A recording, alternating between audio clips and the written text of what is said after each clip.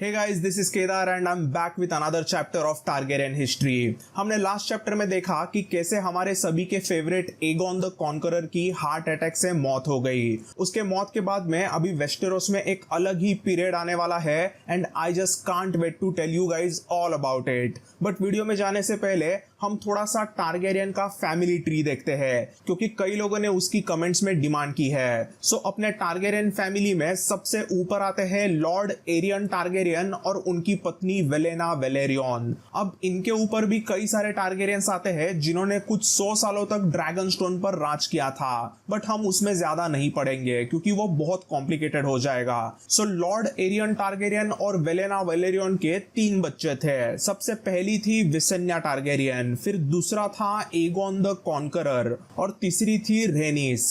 Aegon ने अपने बड़े बहन विसेन्या से शादी की क्योंकि उसका वो फर्ज था, वैसे टारगेरियंस में रिवाज था। बट फिर उसने अपने छोटे सिस्टर रेनिस से भी शादी की क्योंकि वो उससे प्यार करता था। फिर एगोन और रेनिस को सबसे पहले एक बेटा हुआ जिसका नाम रखा गया एनिस। फिर इसके बाद में एगोन को विसेन्या के साथ दूसरा बेटा हुआ जिसका नाम रखा गया मेगोर। फिर आगे एनिस ने एलिसा वेलेरियन से शादी की और उन्हें 5 बच्चे होते हैं। सबसे पहली राइना, फिर अनदर एगोन, तीसरा Viserys, fourth Jaehaerys and 5th child Alysanne. अब मैं यहाँ पे बता दूं कि अब से स्टोरी में जब भी एगोन कहूंगा तो मैं एनिस के बेटे एगोन की बात कर रहा हूं, ये अच्छे से याद रखिए। मैं हमारे अपने लेजेंडरी एगोन को हमेशा एगोन द कॉन्करर करके कहूंगा ताकि आप कंफ्यूज ना हो सके।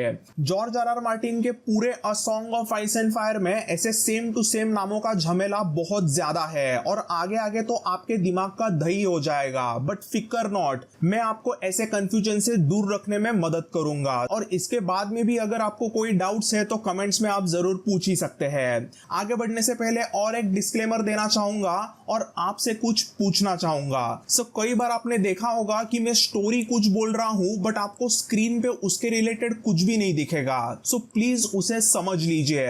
सो फॉर एग्जांपल पिछले 9th चैप्टर में मैं आपको बता रहा था कि कैसे एगोन द कॉन्करर ने मेगोर के कंधे पे ब्लैक फायर तलवार रखी और हजारों लोगों के बीच में टूर्नी ऑफ रिवर रन के मैदान में उसे नाइट बनाया। किंग एगोन मेगोर के कंधे पे तलवार रख रहा है और वो भी हजारों लोगों के बीच में। ऐसा कोई भी आर्टवर्क मुझे ऑनलाइन मिला नहीं। सो ऐसे वक्त मुझे बस ऐसे ही कुछ अजीब से पिक्चर विजुअल्स के तौर पे रखने पड़ते हैं और उसके ऊपर मेरी वॉइस ओवर के साथ स्टोरी बतानी पड़ती है। आई होप मैं इस तरीके से आपको स्टोरी बता पा रहा हूं कि विजुअल्स के बिना भी आपके दिमाग में उस मंजिल का एक अच्छे से पिक्चर क्रिएट हो पा रहा है। मैं कई बार ऐसे सोचता हूं कि जिसका आर्टवर्क या फिर पिक्चर मिलता नहीं है उसकी मैं स्टोरी बताओ नहीं, बट ऐसे कुछ किंग एगोन मेगोर को नाइट करने वाली स्टोरीज मुझे पर्सनली बहुत पसंद है, इसलिए मैं वो स्टोरी डालता हूं। So guys please let me know in the comments कि आपको वैसे किस्से भी पसंद आते हैं या नहीं। तो अब बहुत हुआ इंट्रो, अब चलते हैं न्यू किंग एनिस के वेस्टेरोस में। सो 37 AC में एगोन द कॉन्करर के मरने के बाद में वेस्टेरोस का अब नया किंग बना है, किंग एनिस टारगेरियन। एनिस राजा बनते ही वो ओल्ड टाउन के तरफ रॉयल प्रोग्रेस के लिए निकलता है क्योंकि उसे ओल्ड टाउन में बसे हुए हाई सेप्टन से अच्छे से दुआ लेनी है और उनसे आशीर्वाद लेना है। यहाँ पे एनिस के पास में क्विक सिल्वर जैसा ड्रैगन तो जरूर है बट वो जानबूझ के जमीन के रास्ते से जाता है ताकि बीच में से आने वाले सभी बड़े बड़े कैसल्स को वो विजिट कर सके। एनिस के मैसिव ताफे में 500 नाइट्स, उसके किंग्स गार्ड, उसकी वाइफ क्वीन एलिसा, उसकी बड़ी बेटी राइना, फिर उसका दूसरा बेटा एगोन और फिर उसका तीसरा बेटा विसेरिस, ऐसे सब लोग होते हैं। बट मेगोर इस रॉयल प्रोग्रेस में नहीं जाता। मेगोर और उसकी मां विसेन्या किंग्स लैंडिंग में ही नए से बनने वाले रेड कैसल का कंस्ट्रक्शन देखते होते हैं और सरप्राइजिंगली विसेन्या और मेगोर दोनों भी छोटे जहेरिस और एलिसन के साथ काफी क्लोज हो जाते हैं। वो कहते हैं ना, छोटे बच्चे किसी भी कठोर दिल को पिघला सकते हैं और किंग्स लैंडिंग एंडिंग में हमें यही देखने मिलता है। अंकल मेगोर अपने छोटे जहेरिस और एलिसन के साथ मस्त खेलते होते हैं, बट इन सब के बीच में डूवेजर क्वीन यानी कि राजमाता विसेन्या अपना गेम ऑफ थ्रोन्स का गेम खेलने लगती है। अब उसका brother husband dangerous Aegon the conqueror मर गया था, तो उसे अब टेंशन ही नहीं रहा था। उसे मस्त खुला मैदान मिल गया था। वो अभी कुछ भी बोल सकती है, कुछ भी कर सकती है। उस पे अभी किसी का भी कंट्रोल नहीं था। विसेन्या बिंदास खुलेआम मेगोर के लिए लॉबिंग करने लगती है। वो बिंदास मेगोर के कॉज के लिए सपोर्टर्स को इकट्ठा करने लगती है। वो सबको बोलती है कि मेगोर के पास में टारगेरियन वंश की एक नहीं बट दो तलवारें हैं, डार्क सिस्टर और ब्लैक फायर। मेरा बेटा मेगोर ही असली ब्लड ऑफ ड्रैगन है। एनिस तो एकदम लुक्का सा वीक इंसान है। ऐसा सब कुछ वो ओपनली बोलने लगती है। वो चाहती है कि मेगोर ही आयरन थ्रोन के गद्दी पे बैठे और वो वेस्टेरोस पे राज करे। डूवेजर क्वीन विसेन्या ने ऐसे बिंदास जोरदार बगावत शुरू कर डाली थी, बट उसे कोई भी ज्यादा भाव ही नहीं देता, क्योंकि खुद मेगोर में अभी भी थोड़ी इंसानियत बाकी थी और वो अपने बड़े भाई को थोड़ा क्यों नहीं हो वो रिस्पेक्ट करता था। उसे थोड़ा सा क्यों ना हो उसे प्यार करता था। जैसे कि मैंने पिछले चैप्टर में बताया, मेगोर ने खुद एनिस को आयरन थ्रोन का तख्त सौंपा था, जबकि वो चाहता तो उसे हड़प कर सकता था। ड्रैगन स्टोन पर उसके उतने सारे लॉयल सपोर्टर्स भी थे, बट मेगोर ने ऐसा नहीं किया। हाँ, बट एक बात जरूर थी। मेगोर का कहना था कि अगर एनिस को कुछ हो जाता है तो एनिस के बेटों के पहले उसे प्रेफरेंस मिलना चाहिए। सो उस तरीके से मामला गर्म था, बट एनिस को अभी भी ज्यादा कोई टेंशन नहीं था, क्योंकि खुद मेगोर वैसे कोई ज्यादा डिमांड्स कर नहीं रहा था। और तो और एनिस के सामने वेस्टेरोस के अलग अलग लॉर्ड्स ने घुटने टेके थे और वेस्टेरोस में ऐसे लॉयल्टी की अभी भी थोड़ी कीमत थी। कोई भी ऐसे ही लॉयल्टी तोड़ नहीं रहा था। सो किंग एनिस का आयरन थ्रोन अभी भी बहुत सेफ था। सो 38 एसी में किंग एनिस रॉयल प्रोग्रेस में ही था और इसमें सभी बड़े बड़े हाउसेस के गुड लुकिंग प्रिंस की नजर होती है उसके बड़े बेटी राइना पर, क्योंकि राइना अभी एकदम खूबसूरत लगने लगी रहती है और वेस्टेरोस की वो होने वाली क्वीन भी बन सकती थी। सो उसे कौन सा प्रिंस नहीं चाहेगा।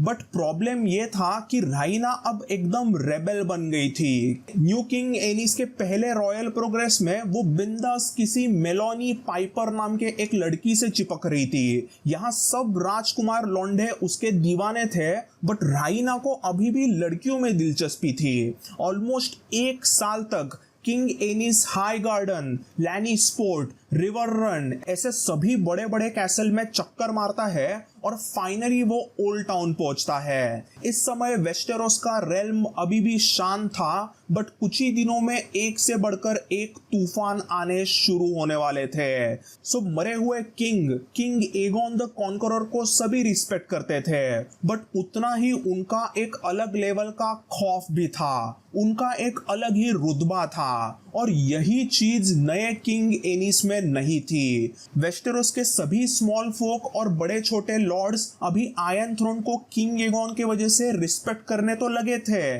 और उन्होंने सभी ने घुटने तो टेके थे, बट एनिस के पास ड्रैगन होके भी उसका कोई खौफ ही नहीं था। जैसे कि मैंने कहा, एगोन के बिना वेस्टेरोस में एक तरह से खौफ कम हो गया और इसी के साथ शुरू होते हैं छोटे छोटे रेबेलियंस। सो सबसे पहले 38 एसी के शुरुआत में हैरेनहेल पर किसी आउटलॉ ने हमला कर दिया। हैरन द ब्लैक और उसके पूरे हाउस वारे को हैरेनहेल के मैसिव कैसल में जिंदा जलाने के बाद में एगोन ने थोड़ा सा बचा हुआ कैसल किसी हाउस क्वारिस को गिफ्ट में दे दिया। सो पिछले ऑलमोस्ट 40 साल हैरेनहेल में हाउस क्वारिस राज कर रहा था, बट इस कैसल पर किसी आउटलॉ ने अभी हमला कर दिया। इस गुंडे के पास में सरप्राइजिंगली कई सारे मेन एट आर्म्स सोल्जर्स थे और ये आउटलॉ अपने आप को हैरन द रेड कहता था। सो इसने अपने आप को हैरन द रेड इसलिए कहना शुरू किया क्योंकि वो कहता था कि उसके पिताजी हैरन द ब्लैक थे। वो कहता था कि वो हैरन द ब्लैक का बास्टर्ड बेटा है और इसीलिए लेजेंडरी हैरेनहेल का कैसल उसका है। ऐसा सब कहने के बाद में उसने सीधा हैरेनहाल पे हमला ही कर दिया। अब ये बंदा सही में हैरन द ब्लैक का वारिस था या नहीं ये किसी को भी नहीं पता, बट उसने अपने बातों से कई सारे सपोर्टर्स इकट्ठा किए थे और उसने सीधा हैरेनहाल पे हमला कर दिया। ये हैरन द रेड अपने आप को अभी लॉर्ड ऑफ हैरेनहाल कहने लगा था। रिवर रन के लॉर्ड टली ने अपने रीजन में होने वाले इस हंगामे को देखकर तुरंत किंग एनिस को संदेशा भेजा। उन्होंने कहा, किंग एनिस बैठो अपने क्विक सिल्वर पे और सीधा हैरेनहाल पर अटैक करके इस हैरन द रेड को सीधा मार डालो। तो इसके जवाब में न्यू किंग एनिस क्या करता है? कुछ भी नहीं। एनिस बोलता है एकदम ड्रैगन से हमला करना अच्छा नहीं होगा, सो मैं एक अपनी छोटी आर्मी हैरेनहाल भेजता हूँ जिसमें अच्छे नाइट्स भी होंगे। सो किंग एनिस कुछ 1000 सोल्जर्स की आर्मी एक नूप को पकड़ने के लिए हैरेनहाल भेजते हैं। जब इतने सारे सोल्जर्स हैरेनहाल पहुंचते हैं तब वहां पे कोई भी नहीं होता। टाइम हाथ से निकल गया था और हैरेनहाल से हैरन द रेड भी भाग गया था। हैरेनहाल में कुछ बचा था तो वो सिर्फ हाउस क्वारिस और उनके सभी सोल्जर्स की लाशें। हैरेनहाल में हैरन द रेड ने एक घिनौना कत्ले आम किया था और बेचारे हाउस क्वारिस को सबको मार डाला था। किंग एनिस ने अपने रॉयल तिजोरी में से ढेर सारा सोना खर्च करके इतने सारे सोल्जर्स हैरेनहाल भेजे थे, बट उन्हें हैरन द रेड मिलता भी नहीं है। किंग एनिस का ये पहला बड़ा फेलियर था, बट अभी तो उसके फालतू मैनेजमेंट की शुरुआत हुई है। आगे आगे देखो क्या होता है। धीरे धीरे वेस्टेरोस में काफी प्रॉब्लम शुरू होने लगते हैं। सो हैरेनहाल के बाद वेल में लॉर्ड ऑफ वेल रोनेल एरिन, जिसे वेस्टेरोस में सभी द किंग हु फ्लू कहते थे क्योंकि उसने विसेन्या के साथ में वेगार पर बैठ के मस्त आसमान में चक्कर मारे थे, इसी रोनेल के खिलाफ उसी के छोटे भाई जोनोस ने बगावत कर दी। जोनोस ने अपने बड़े भाई रोनेल को बंदी बनाया और वो अपने आप को king of mountains and well कहने लगता है। वैसे ही रेड माउंटेन्स ऑफ डॉर्न में कोई वल्चर किंग करके शैतानी डॉर्निशमैन उभर के आता है और ये बंदा डॉर्निशमैन को भड़काना शुरू करता है। वो डॉर्निश माउंटेन में बसे हुए कुछ लोगों को बोलता था कि सालों पहले इन हरामी टारगेरियंस ने अपने पूरे रीजन को जलाया, अपने हजारों लोग और एनिमल्स मारे। ऐसी सब चीजें कह के वो कुछ 1000 डॉर्निशमैन को भड़काता है और वो अचानक स्टॉर्मलैंड्स में घुसकर हाउस डुरैंडन के कैसल पे अटैक करता है। ये कोई नल्ला सा वल्चर किंग हाउस डुरैंडन के ब्लैक हेवन के लेजेंडरी कैसल का बहुत नुकसान करता है। ये सब जब होता है तब सनस्पियर से प्रिंसेस डेरिया न्यू किंग एनिस को रेवन भेजती है और उसे बताती है कि रियल डॉर्निशमन का इस वल्चर किंग से कोई भी संबंध नहीं है। हम मार्टेल्स और बाकी सभी डॉर्न के हाउसेस अभी भी आयरन थ्रोन को सपोर्ट करते हैं और किंग एनिस भी इस बात को समझता है। सो अब वेस्टेरोस में ऐसे सब जगह पे प्रॉब्लम शुरू हुए हैं। एगोन द कॉन्करर का सबसे इंपॉर्टेंट लॉ था द किंग्स पीस, यानी कि टारगेरियन राजा के परमिशन बिना, आयरन थ्रोन के अप्रूवल के बिना कोई भी लॉर्ड दूसरे लॉर्ड के खिलाफ हथियार नहीं उठाएगा। ये था किंग्स पीस का मोस्ट इंपॉर्टेंट वेस्टेरोसी लॉ। बट एनिस राजा बनते ही उसी लॉ की धज्जियां उड़ने लगती है। अब Harren the Red, Vulture King और कोई new king in Vale Jonos Arryn, ऐसे सबको कैसे हैंडल किया जाए, ये प्रॉब्लम को कैसे सॉल्व करे। इन सभी प्रॉब्लम्स में पहले कौन से प्रॉब्लम को सॉल्व किया जाए, ऐसे इंपॉर्टेंट सवालों का किंग एनिस को जवाब ढूंढना था। बट उसने क्या किया? घंटा कुछ भी नहीं। वो दरबार और काउंसिल मीटिंग्स में हमेशा मुंह लटका के आता था और वो डरा रहता था। वो बोलता था कि अरे ये मेरे साथ क्या हो रहा है, मैं तो कितना अच्छा हूँ, मैंने इन सब का क्या बिगाड़ा है, मैं और एलिसा सबका भला चाहते हैं, अगर इन सभी को इतना प्रॉब्लम है तो वो मेरे पास आ जाते, ऐसे बगावत करने की क्या जरूरत है। पता नहीं ऐसे कौन से अजीब से सपनों के दुनिया में किंग एनिस रहने लगा था। उसे रियलिटी का कुछ अंदाजा ही नहीं था और पॉलिटिक्स का तो उसे एबीसीडी भी नहीं पता था।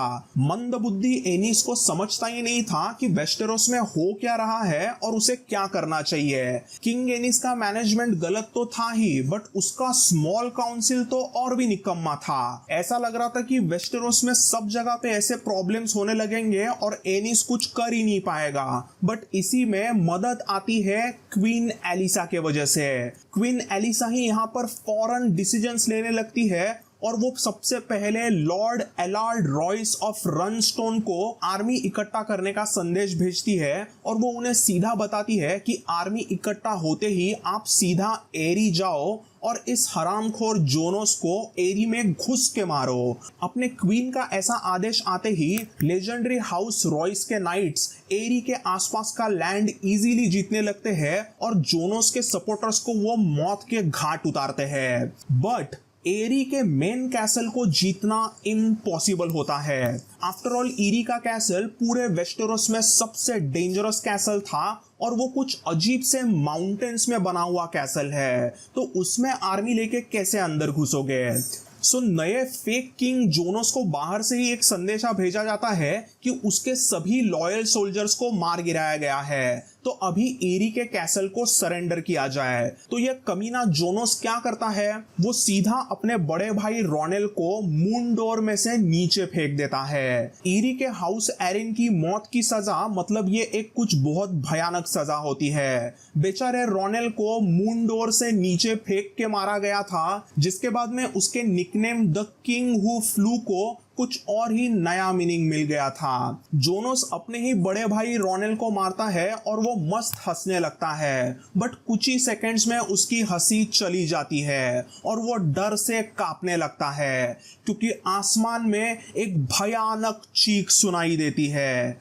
प्रिंस मेगोर टारगेरियन आ गया था और फाइनली प्रिंस मेगोर के पास एक ड्रैगन था और ये ड्रैगन था बलेरियन द ब्लैक ड्रेड। प्रिंस मेगोर ने अपने पापा के ड्रैगन के साथ कनेक्शन बना लिया था और बलेरियन की मैसिव काली परछाई अभी एरी के ऊपर मंडराने लगी थी। बलेरियन आसमान में जोर जोर से चिल्लाते हुए आंख फेंकने लगता है और चीखने लगता है। मेगोर ने एरी के सुंदर भव्य दिव्य कैसल पे अटैक भी नहीं किया, उसने बस बलेरियन का एक ट्रेलर दिखाया और जोनोस के सोल्जर्स की फट जाती है। जोनोस के सभी सोल्जर्स ने जोनोस को बंदी बनाया और उसे लॉर्ड रॉयस के हवाले कर दिया। लॉर्ड रॉयस ने इस नए फेक किंग जोनोस को भी मून डोर से नीचे फेंक दिया और फिर वेल का तख्त रोनेल के ही एक फर्स्ट कजिन को सौंप दिया। जोनोस को हवाले करने के बाद में उसके सिपाहियों ने जान की भीख मांगनी शुरू कर दी और लॉर्ड रॉयस ने उन सभी को माफ करके वॉल पे भेजने का आदेश दे दिया। बट मेगोर ने कहा no wall for these traitors. आप तो जानते ही है कि मेगोर के डिक्शनरी में माफी नाम का शब्द नहीं है। मेगोर ने हर एक ट्रेटर सोल्जर को एरी में फांसी देके लटका दिया। क्वीन एलिसा ने अपने हस्बैंड किंग एनिस के लिए एक बैटल जीत ली थी, बट अब पारी थी अगले बैटल की, दैट इज डॉर्न में वल्चर किंग को अभी ठिकाने लगाना था। सो क्वीन एलिसा को कुछ जासूस बताते हैं कि हाउस विल वल्चर किंग को सपोर्ट कर रहा है और एलिसा को तभी के तभी पता चलता है कि वल्चर किंग को कैसे ठिकाने जाए, and that is with the help of House Baratheon. So इतिहास गवाह है कि इस कमीने हाउस विल ने एक जमाने में ओरिस बराथियन का हाथ काटा था और उसे वन हैंड ओरिस बनाया था। सालों पहले इसी हाउस विल ने ओरिस को बंदी बनाया था और उस पर बहुत जुल्म किए थे, जिसके बाद में ओरिस बेचारा टूट गया था। ऐसे सब अत्याचार सहन करने के बाद में ओरिस को हाउस विल से बदला चाहिए था, बट किंग्स पीस के लॉ के वजह से वो चुप रहता था। उसको हाउस विल की बैंड बजानी थी, बट उसके दोस्त एगोन द ड्रैगन के खातिर, एगोन के लॉ के खातिर वो चुप बैठा रहता था। बट उसके मन में वो अभी भी आग थी, उसे कुछ भी करके हाउस विल को तबाह करना था। और ये सब चीजें क्वीन एलिसा अच्छे से जानती थी। उसने फौरन स्टॉर्म्स एंड रेवन भेजा और बोल दिया, अंकल ओरिस, आयरन थ्रोन को आपकी मदद चाहिए। आपका जिसने हाथ काटा वो हाउस विल आयरन थ्रोन के अभी दुश्मन है। वो किसी वल्चर किंग जैसे बागी को मदद कर रहे हैं। उन सब को खत्म कर डालो। बस फिर क्या है, ओरिस बराथियन सालों से इसी चीज का इंतजार कर रहा था। ओरिस बराथियन की डेंजरस स्टॉर्म लॉयंस की वॉरियर्स की आर्मी वल्चर किंग के माउंटेन्स के एरिया में घुसते हैं और इन डॉर्निश माउंटेन्स में सबको चुन चुन के मारने लगते हैं। इसी में हाउस विल का वॉल्टर विल नाम का बंदा पकड़ा जाता है, जिसके बाप ने ओरिस का राइट हैंड काटा था। ओरिस वॉल्टर के हाथ पकड़ के चिल्लाता है, ये हाथ मुझे दे दे वॉल्टर, तेरे बाप ने मेरा हाथ काटा था और उसके लिए मैं अब तुझसे पूरी वसूली करूंगा। ऐसा कह के ओरिस वॉल्टर विल के दोनों हाथ क्या, वो दोनों पैर भी काट के निकल जाता है। सो यहाँ पे एक तरह से ओरिस बराथियन के स्टोरी का सर्कल कंप्लीट होता है। अब पारी थी वल्चर किंग की। सो उसके कई लोग मरने लगे हैं और उसका सपोर्टर हाउस विल भी अभी पूरा तबाह हो गया है। बट खुद वल्चर किंग यही कुछ बचे हुए 2000 डॉर्निशमन को लेके भागने लगता है। हाउस कैरन, हाउस डोंडेरियन और हाउस टार्ली, ऐसे 3 हाउसेस के कुछ सिर्फ 500 सोल्जर्स ही थे, बट सब मिलके वल्चर किंग का पीछा करने लगते हैं, जिसे वेस्टेरोस के हिस्ट्री में द ग्रेट वल्चर हंट कहते हैं। और इवेंचुअली इस ग्रेट वल्चर हंट के बाद में वल्चर किंग को पकड़ा जाता है और उसे काट दिया जाता है। सो क्वीन एलिसा के अच्छे डिसीजंस की वजह से ऐसे 2 बड़े प्रॉब्लम सॉल्व होते हैं। बट रिवर रन के आसपास अभी भी हैरन द रेड कहीं तो जंगलों में छुपा था। इवेंचुअली किंग एनिस ने जो हैरनहल में टारगेरियन आर्मी भेजी थी, वो इस हैरन द रेड को पकड़ लेते हैं और उसे भी ट्राइडेंट नदी के आसपास मार दिया जाता है। सो इस तरह से फाइनली 38 एसी के एंड में और 39 एसी के शुरुआत में वेस्टेरोस के सभी छोटे मोटे रेबेलियंस खत्म हो जाते हैं। और इसका रीजन होती है क्वीन एलिसा की तगड़ी प्लानिंग और डिसीजन मेकिंग। रही बात किंग एनिस की, तो वो पगला कुछ काम का ही नहीं था। अपने प्यारे बीवी को थैंक यू वगैरह बोलना तो दूर की बात, बट वो जैसे ही बैटल्स जीतता है वो मस्त जश्न मनाने लगता है। इस बड़े से जश्न वाले फंक्शन में वो सभी लॉर्ड्स को बुलाता है जिन्होंने इन रेबेलियंस में मदद की थी। सो इस फंक्शन में मस्त नाच गाना शुरू होता है और सबके सामने किंग एनिस खुद ही गाने गाने लगता है। ओरिस बराथियन और एलार ड्रॉइस एक दूसरे को देख के अपने सर पे हाथ मारते हैं और मनी मन बहुत हंसने लगते हैं, क्योंकि वो राजा के सामने तो बेचारे हंस नहीं सकते थे। अब इस पार्टी में प्रिंस मेगोर कैसे पीछे रहेगा? वो तो किंग्स लैंडिंग में सीधा बलेरियन पे बैठ के एंट्री मारता है और तब पूरा किंग्स लैंडिंग उसे देखने के लिए आता है। कई सालों के बाद में बलेरियन फाइनली आसमान में अच्छे से खेल रहा था और उसकी चीखें किंग्स लैंडिंग को हिला के रख रही थी। बट इन सब में एक बात तो पक्की, एंड दैट इज किंग एनिस बस 2 सालों में बहुत ही गंदा फेल होते हुए नजर आया। उसे ना पॉलिटिक्स का ज्यादा ज्ञान था, ना ही उसे वॉर का कुछ अता पता था। ना वो खुद कोई अच्छा वॉरियर था और ना ही उसका किसी को खौफ था। इस किंग एनिस को हमेशा म्यूजिक, डांस और एस्ट्रोनॉमी में मजा आता था। बाहर स्मॉल काउंसिल की मीटिंग शुरू रहती थी और ये भाई साहब किंग एनिस अंदर कई बार मेस्टर्स के साथ में आसमान में दिखने वाले तारों के बारे में बात करता रहता था। सही में एनिस मतलब एक अलग ही मस्त मौला बंदा था, बट वो बिल्कुल भी अच्छा राजा नहीं था। देन देयर वाज मेगोर, जो अपने बड़े भाई का एकदम उल्टा। एनिस डिसीजंस लेने में कतराता था, बट पगला मेगोर एक झटके में क्विक डिसीजन लेता और फिर वो किसी की नहीं सुनता। एक बार मेगोर ने कुछ बोल दिया तो वो होना ही है। 39 एसी के शुरुआत में प्रिंस मेगोर ने एक ऐसा ही क्विक डिसीजन लिया जिसके बाद पूरे वेस्टेरोस में एक भयानक होली वॉर शुरू होने वाला है। तो वो सब क्या होगा ये सब हम जानेंगे अगले चैप्टर में। So until the next time, bye and take care.